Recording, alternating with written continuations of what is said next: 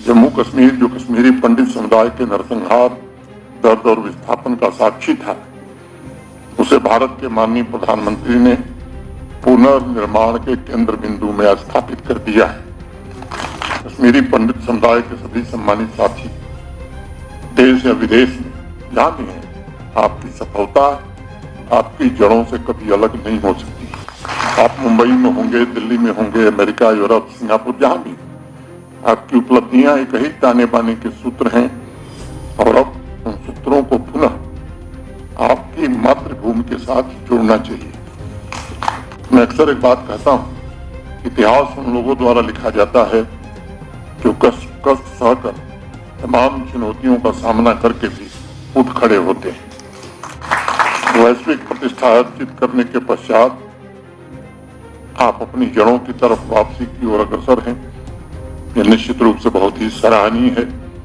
यह गरिमापूर्ण वापसी मुझे लगता है कि सबका संकल्प है, और जिसका संकल्प नहीं है, मैं समझता हूं कि उसको भारत की मिट्टी से प्रेम नहीं है।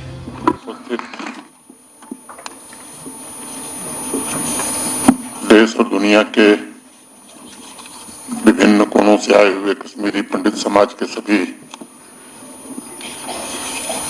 महानुभाव, आमंत्रित अतिथिगण, प्रशासन के मेरे सहयोगी भाइयों, बहनों और मित्रों,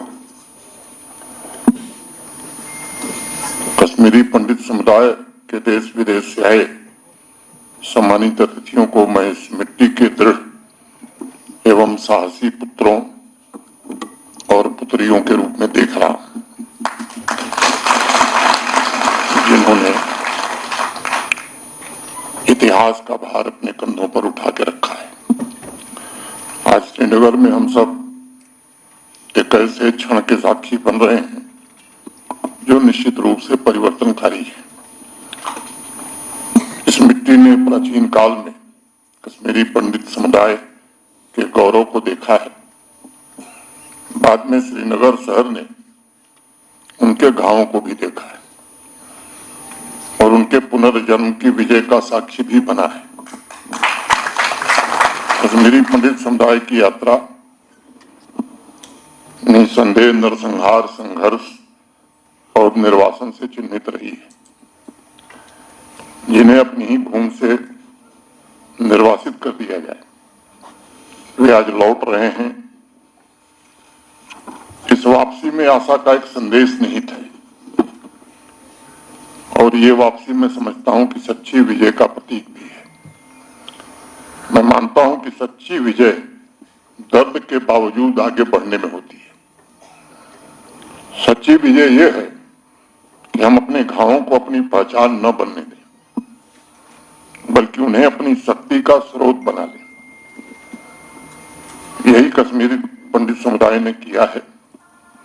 पूरा विश्व गवाह है कि 90 के दशक में कश्मीरी पंडित समुदाय ने अकल्पनीय क्रूरता का सामना किया था, नरसंहार झेला, रातों रात अपना सब कुछ छोड़कर उन्हें निर्वासन का जीवन जीने के लिए विवश किया गया। देश के अलग अलग शहरों में, दुनिया के अलग अलग देशों में एक समाज बिखर गया, अपनों से बिखर गया। रक्त और दर्द में सने जीवन ने कश्मीरी पंडित भाई बहनों को दो रास्ते उस समय उपलब्ध कराए थे। एक रास्ता था कटुता का, निराशा का, और दूसरा रास्ता था निर्माण का और सृजन का तथा सेवा का। अभी मेरे पूर्व के वक्ता ने बताया कि कटुता हमने नहीं पाली। पहला रास्ता जो कटुता का था वो बड़ा आसान था, लेकिन आप सबने दूसरा रास्ता चुना और एक नए इतिहास का सृजन भी किया। आप नरसंहार का दर्द अपने साथ लेकर गए, किंतु ये भी सच है कि कश्मीरी पंडित समुदाय अपने उद्देश्य से कभी विमुख नहीं हुआ। तमाम झंझावातों, विपत्तियों ने आपका और आपके समाज का मनोबल तोड़ने में सफलता नहीं पाई, पीड़ा ने समुदाय की महत्वाकांक्षा को मौन नहीं किया। इसके विपरीत समाज ने अपना भाग्य स्वयं लिखने का फैसला किया, उद्योग स्थापित किए, संस्थानों को आकार दिया, इनोवेशंस का नेतृत्व किया, दुनिया भर में सम्मान भी अर्जित किया। और मुझे प्रसन्नता है कि आज कश्मीरी पंडित समुदाय केवल अपने अस्तित्व को संवारने के लिए नहीं, बल्कि सफलता की नई ऊंचाई तय करने के लिए देश में भी और दुनिया में सम्मानित हो रही है। दुनिया आज कश्मीरी पंडित समुदाय की प्रतिभा, उनके नेतृत्व और मानवता के प्रति उनके योगदान और उनके सभ्यतागत मूल्यों को स्वीकार कर रही है। हमारे पूर्वजों ने अथर्ववेद में एक प्रार्थना की और उसे मैं उद्धृत करना चाहूंगा। कृतम में दक्षिणे हस्ते जायो में सव्य आहति, अर्थात मेरे दाहिने हाथ में पुरुषार्थ और बाएं हाथ में विजय हो। मैं समझता हूं कि अथर्ववेद का यह वाक्य ग्लोबल कश्मीरी पंडित कॉन्क्लेव के आयोजन का मुख्य भाव है।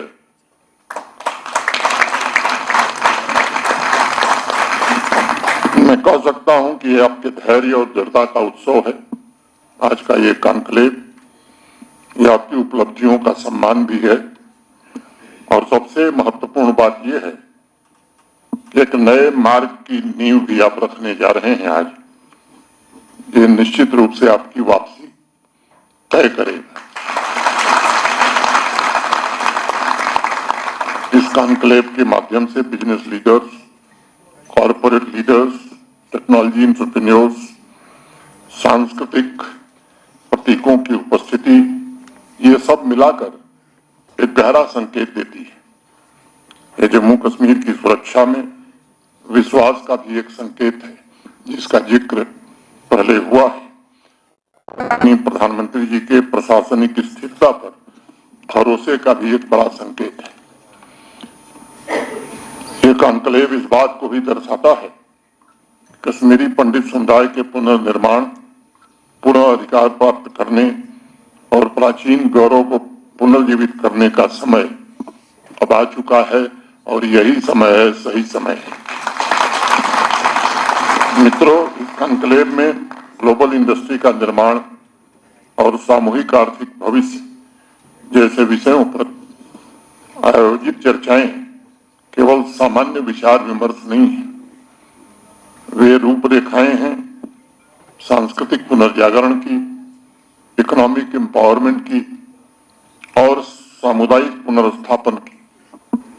आपका धैर्य, आपका साहस एक भावनात्मक यथार्थ है।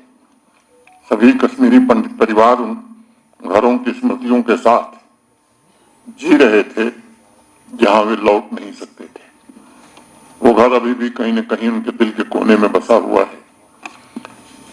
अपनी जड़ों से जुड़ी उन परंपराओं के साथ बहुसंख्य लोग जी रहे थे जिन्हें वे स्वतंत्र रूप से निभा नहीं सकते थे, लेकिन आपने संघर्ष को अपनी शक्ति बनाया और उस संघर्ष में समुदाय से जुड़े ऐसे लीडर्स को गढ़ने में महत्वपूर्ण भूमिका निभाई, जिन्होंने technology, finance, medicine, art, civil services, इन विभिन्न क्षेत्रों में उत्कृष्टता प्राप्त की। उसी संघर्ष के बीच आपकी प्रतिबद्धता ने ऐसे एंटरप्रेन्योर्स को जन्म दिया जिन्होंने वैश्विक बाजार को भी आकार देने वाली कंपनियां खड़ी की। मैं मानता हूं कि ऐसे विद्वानों का भी निर्माण आपने किया जिन्होंने एकेडमिक वर्ल्ड को समृद्ध किया और देश की नीतियों को भी प्रभावित किया। कश्मीरी पंडित समुदाय ने अपनी उन्नति के माध्यम से दुनिया को स्मरण दिलाया कि दमन और नरसंहार के विरुद्ध दृढ़ता, साहस और संकल्प ये सबसे बड़े हथियार होते हैं। आज जब पूरा विश्व और विशेष रूप से देश आपकी उपलब्धियों का उत्सव मनाता है, तब वो आपकी प्रतिभा की मान्यता, धैर्य की मान्यता और उस आत्मा की मान्यता को नमन करता है जिसने झुकने से इनकार कर दिया था।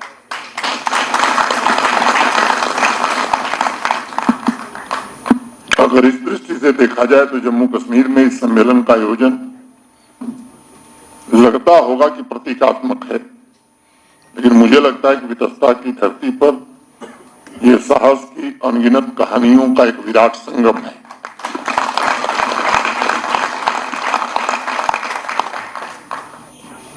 आपकी वापसी इस बात का भी प्रतिबिंब है कि एक नए जम्मू कश्मीर का जन्म हुआ है।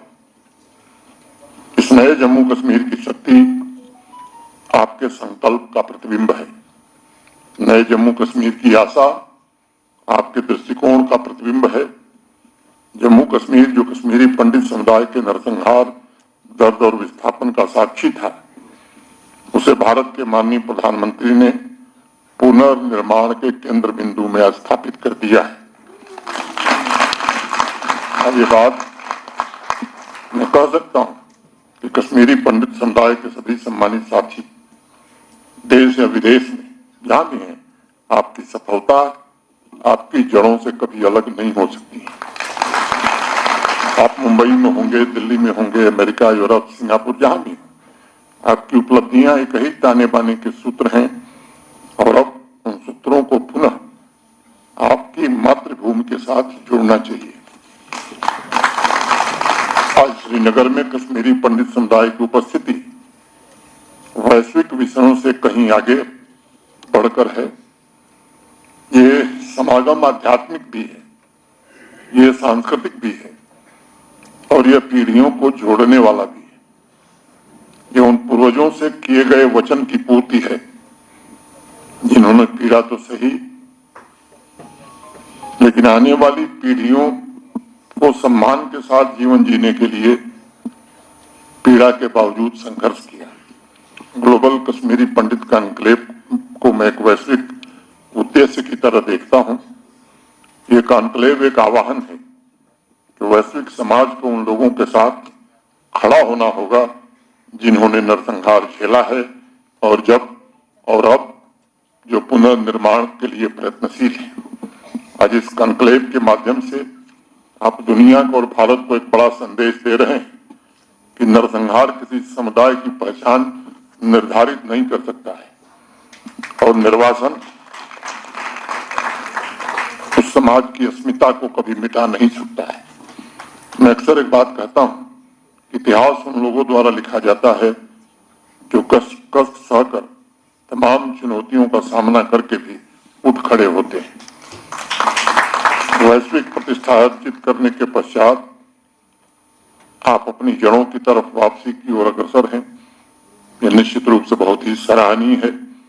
यह गरिमापूर्ण वापसी मुझे लगता है कि सबका संकल्प है और जिसका संकल्प नहीं है, मैं समझता हूं कि उसको भारत की मिट्टी से प्रेम नहीं है।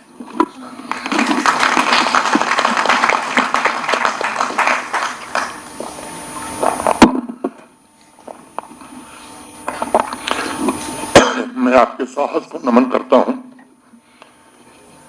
निजी तौर पर मैं आपकी दृढ़ता का सम्मान करता हूं। मैं आपकी उपलब्धियों की सराहना करता हूं और मैं ये व्यक्त करता हूं मन से कि हम सब मिलकर ये सुनिश्चित करेंगे कि भविष्य अतीत से अधिक उज्जवल हो। संपूर्ण मानवता के कल्याण के लिए कश्मीरी पंडित समुदाय का गौरव एक बार फिर से प्रकाशित हो और देदीप्यमान हो।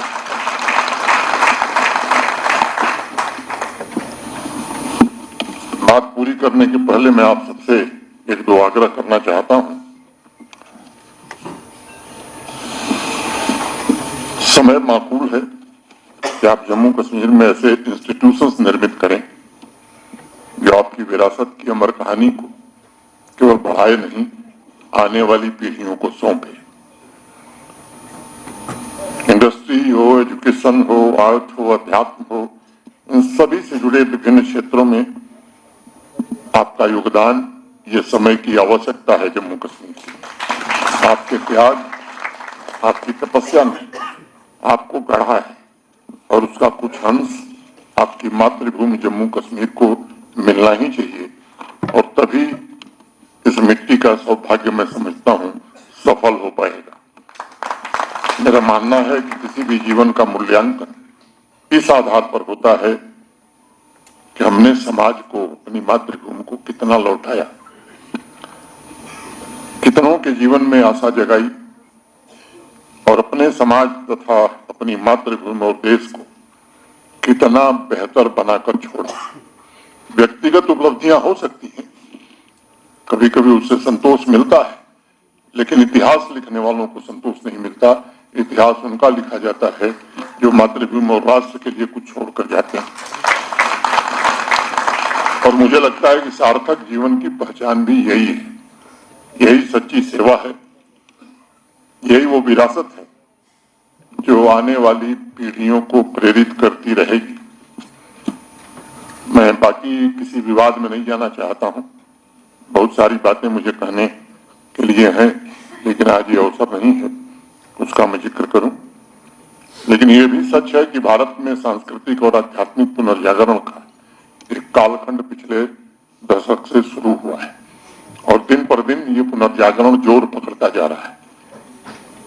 और मुझे विश्वास है कि पुनर्जागरण निश्चित रूप से भारत को, जो भारत के लोगों का रिजॉल्व है कि एक विकसित भारत बनाना है, उसमें पहुंचाने में मदद करेगा। और आपका भी योगदान मैं समझता हूं कि विकसित भारत के निर्माण में किसी से कम नहीं होगा, ऐसा मुझे पूरा भरोसा है।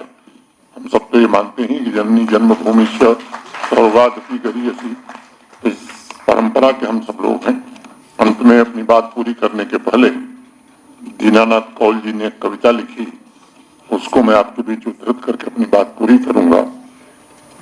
इसमें खिलकर सुमन मन का नित संदेशा लाते हैं, इसमें मैंने इसी मिट्टी में, इसमें खिलकर सुमन मन का नित संदेशा लाते हैं, सिर पर शीतल छाया करके प्यार चिनार जताते हैं। अर्जुन सा योद्धा रहता है, अर्जुन सा योद्धा रहता है इसकी पहरेदारी में, बुद्ध यहाँ करुणा के आंसू बोले क्यारी क्यारी में, गाते हैं महजूर यहाँ पर कश्मीर की घाटी में, राग रविंद्र उठाया करते बंग देश की माटी से, यहाँ शराफत और मोहब्बत की बहती रहती है।